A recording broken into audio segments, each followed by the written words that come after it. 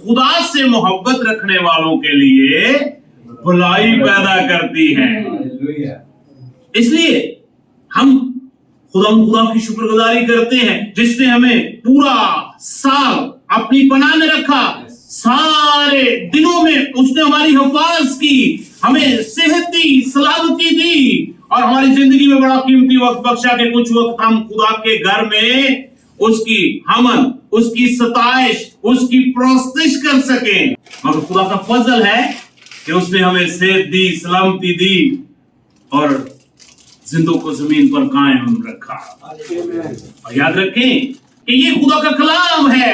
खुदा का कलाम जो है जब भी हम सुनते हैं, खुदा के कलाम को जब भी हम पढ़ते हैं, किसी वक्त भी, किसी हालत में भी इसका कोई साइड इफेक्ट नहीं है, बल्कि इसको पढ़ने से हमें बरकत मिलती है। जब हम प्रोसेस करते हैं उससे हमें बरकत मिलती है।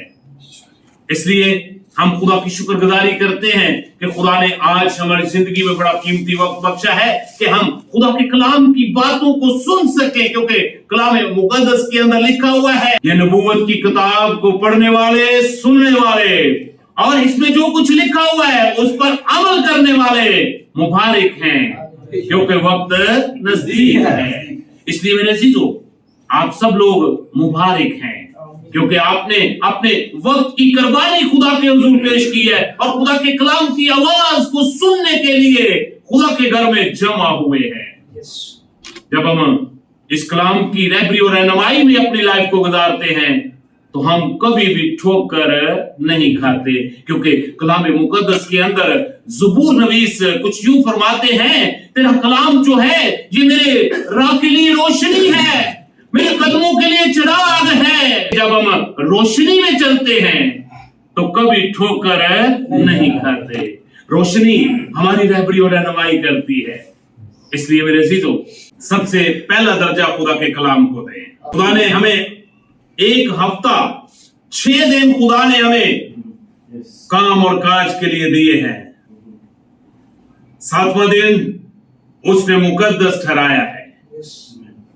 कितना जरूरी है कि हम भी ज़बूर नवीस की तरह कहें कि जब तक मेरा वजूद है मैं खुदा की प्रोस्तिश करूंगा, जब तक मैं इस दुनिया में जिंदा हूं मैं उसकी हमन, सताइश और प्रोस्तिश करूंगा।